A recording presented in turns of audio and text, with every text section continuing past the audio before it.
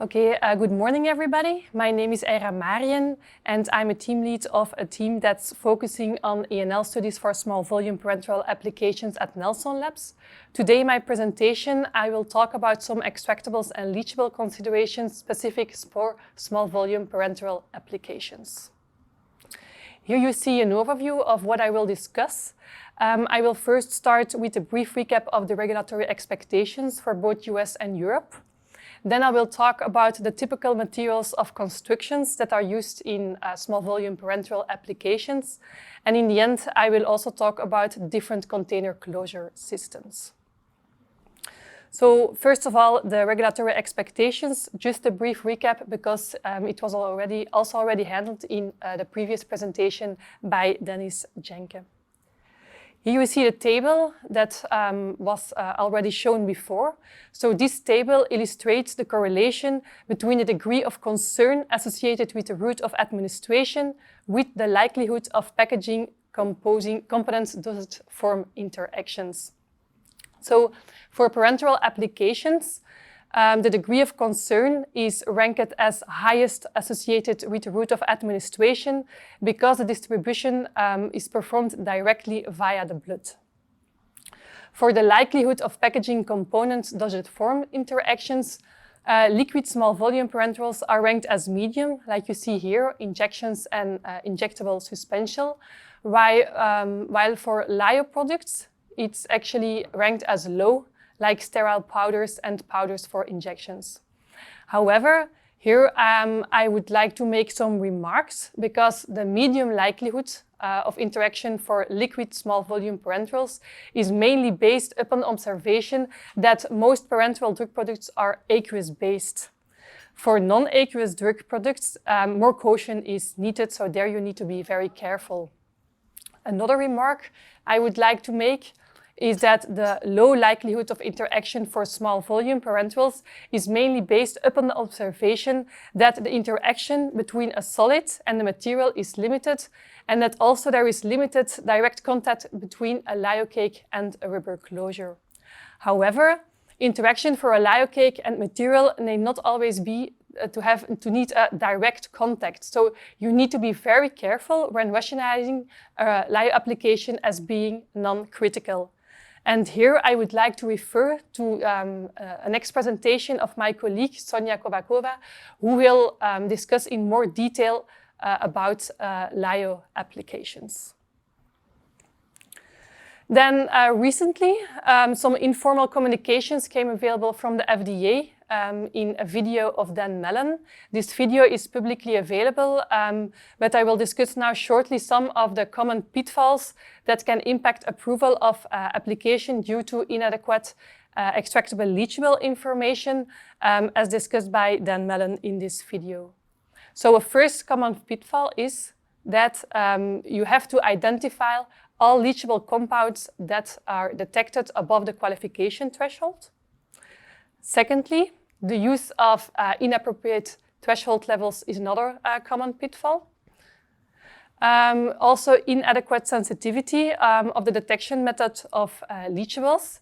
So the threshold should be above the limit of quantification of the method that is used. Inadequate stability data to examine trends in leachables studies, so you really need to analyze different time points. Inadequate toxicology justification to support a permitted daily exposure. Inadequate descriptions of how extractable data were used to design leachable assessment. And at latest, inadequate correlations between extractables and leachables. Then here you see a part of the EMA guideline, and actually here the same principles as in the FDA guidance table holds true. So also here ENL studies should be performed. So that was a brief recap of the guidelines. And now I would want to go into more detail in the materials of constructions that are typically used for small volume parenteral containers. First of all, you have the rubbers. Yesterday there was also already a presentation by Tine Hartman from Datweiler, so I will not go into much detail. But here I want to mention that the composition of rubbers can be very complex. First of all, you have the initial ingredients of the rubber formulation, impurities of these ingredients like residual solvents, oligomers, and so on. And then also reaction and degradation products during rubber production. Here you see some examples of compounds that may be detected during ENL studies. So you have some solvent residues, the curing agents, antioxidants, and so on. And here I would like to mention that, that you need to do a smart selection of ingredients and that can tune a rubber compound.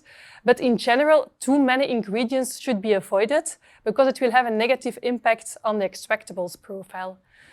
What you don't put in can't come out, so that's something important that you need to think of.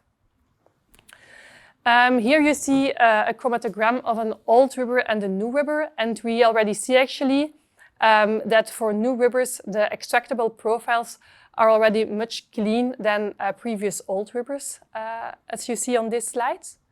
Another thing I would like to mention that rubber closures can be coated. And because of this coating, you will have a barrier effect from the fluoropolymer, which will simplify the extractable profiles and also will lead to improved drug and excipients compatibility. You have different technologies for this coating strategy.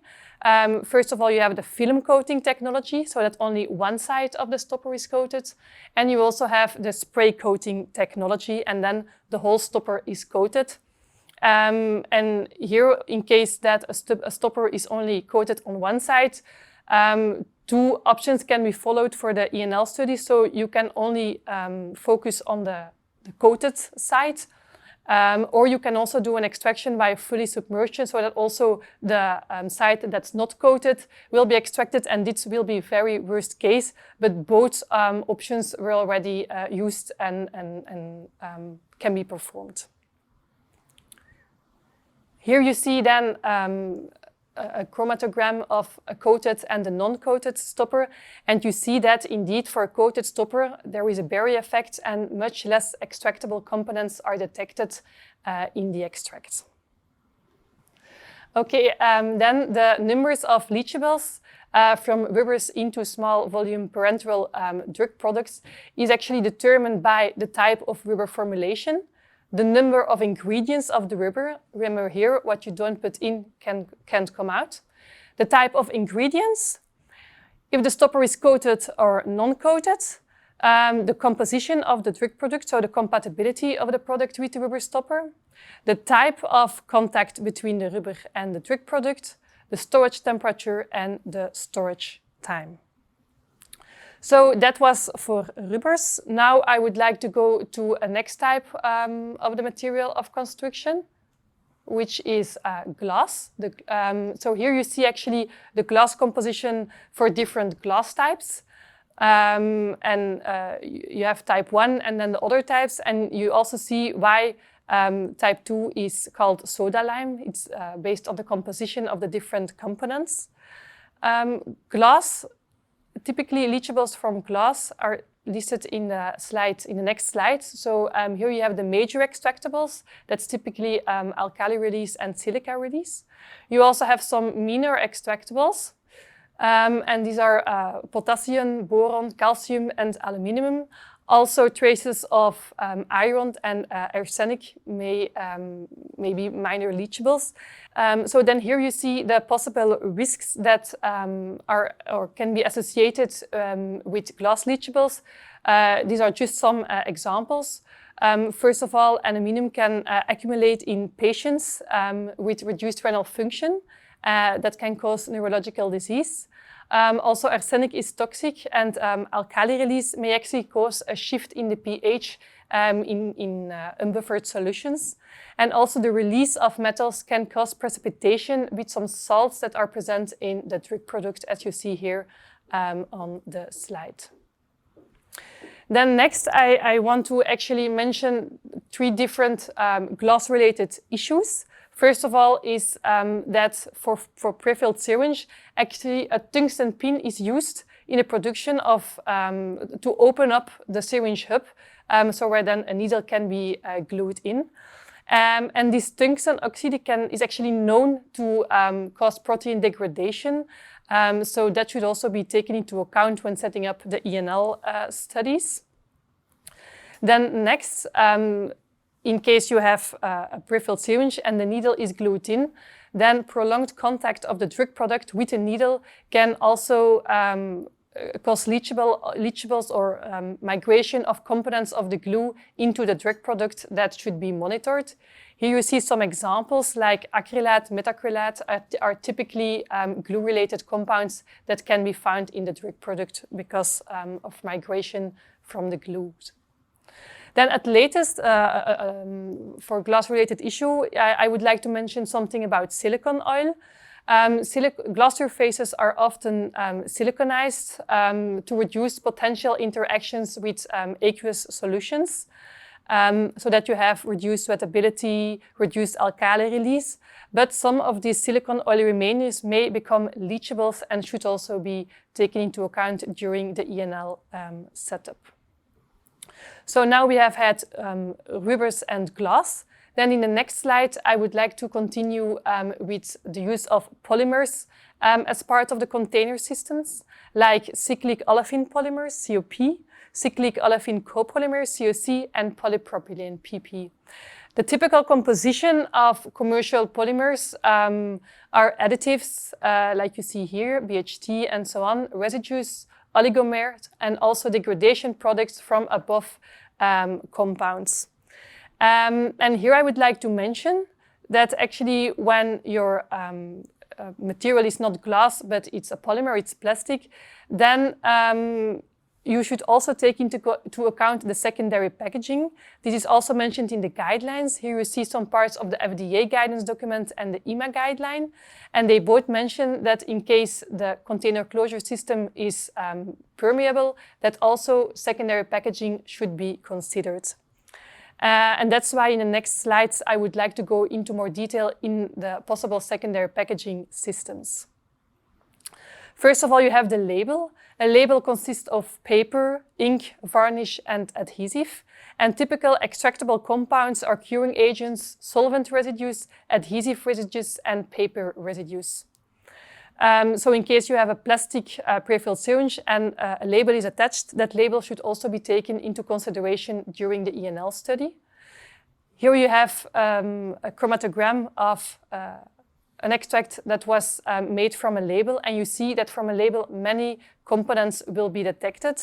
That's why also we not always use submersion for extraction, but another option is actually to compare a labeled and a non-labeled bottle, because in that case you will have much more relevant extractable data that may leach into the actual drug product.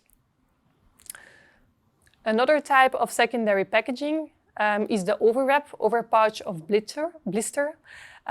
This compensates for the potential lower barrier properties of the polymer.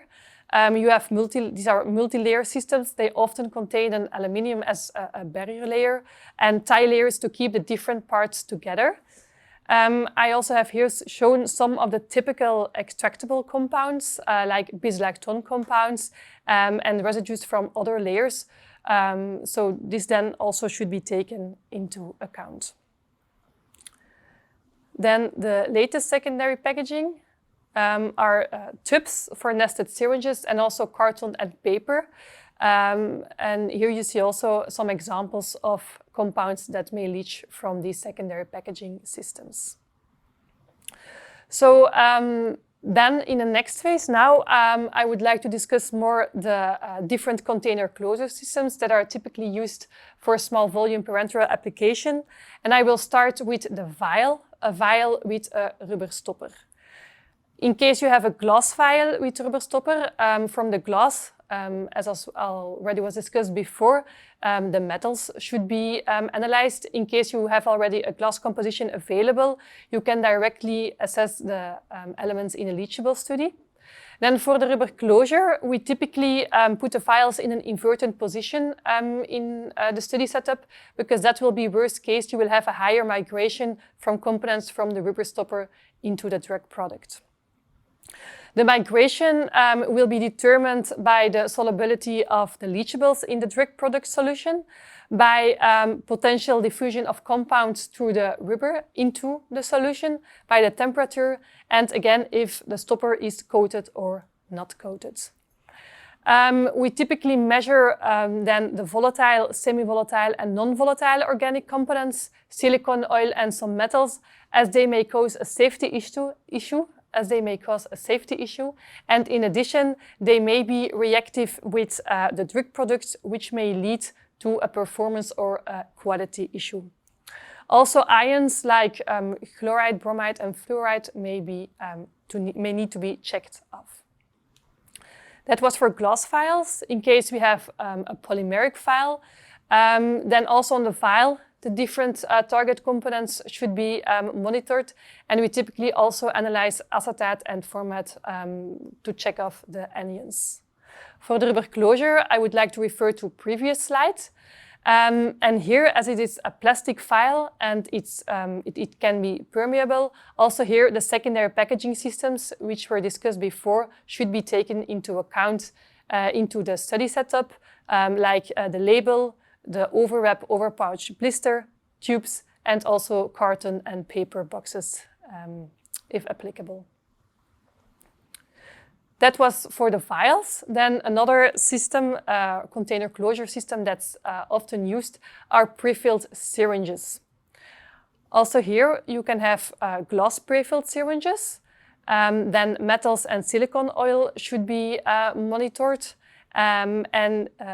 As discussed before, in case you have a stake needle, then also tungsten residues and the needle glue should be taken into account. For the rubber plunger, it's very similar to the rubber stopper in the vial. But here, instead of an inverted position, we usually actually put the syringes in a horizontal position so that there is a contact with the drug product with all the different parts of the syringe. The migration will be again determined by the same factors, and also volatiles, semi-volatiles, non-volatiles, silicone oil, and some metals should be monitored, as well as the checkoff of some of the anions. In case you have polymeric prefilled syringes, also the different components of the polymeric barrel should be monitored, and also here the secondary packaging should be taken into account. Here I want to address also something special for prefilled syringes. So actually you have a difference between a needle shield of a tip cap, and a needle shield is actually considered as a secondary packaging system because there is no direct contact between the drug product and the needle shield. However, release of volatiles and semi-volatile organic compounds from the needle shield in the drug product is possible, and therefore we advise actually to also monitor volatiles and semi-volatile organic components in the drug product. Typically, non-volatile organic compounds and metals and ions are not investigated. I want to mention that the needle shield, this is both for glass or polymeric vials. In both cases, this secondary packaging should be considered. Then instead of the needle shield, you also can have a tip cap, and you see here a picture on the right side. So in case of a tip cap, there is direct contact between the drug product and the tip cap, so it's not a secondary packaging system. So the tip cap should also be taken into account in the ENL study setup. Then the last container closure system I would like to discuss are cartridges. Cartridges are typically made from glass, so metals and silicone all should be monitored. For the cartridge plunger, again, it's very similar as for prefilled syringes. However, here again, instead of the inverted position as I discussed for the vials, here also the cartridges are typically put in a horizontal position during ENL studies so that you will have contact with both rubber closures, because you will see in the next slide, you not only have the rubber closure but also a sealing disc. So for the rubber, it's very similar as for prefilled syringes. So the different target compounds that should be monitored are mentioned here. Then here you see a picture of the sealing disc. So this is actually a two-layered system. You have the inner layer that's actually in contact with the drug product, and that should be the focus on investigation. Here you have actually again two approaches. You can perform one-sided extraction so that the drug product, the contact between drug product and the sealing disc is actually mimics and that there is no contact with the outer layer. Or you can do a complete extraction so that both layers will be extracted. Both approaches can be taken and have found regulatory acceptance, as I also already discussed for coated and non-coated rubber stoppers. That was my last slide. I'm happy to answer some questions. You can ask them now, or here you can also see my email address. If you can always email me, and I will be happy to answer you. Thank you.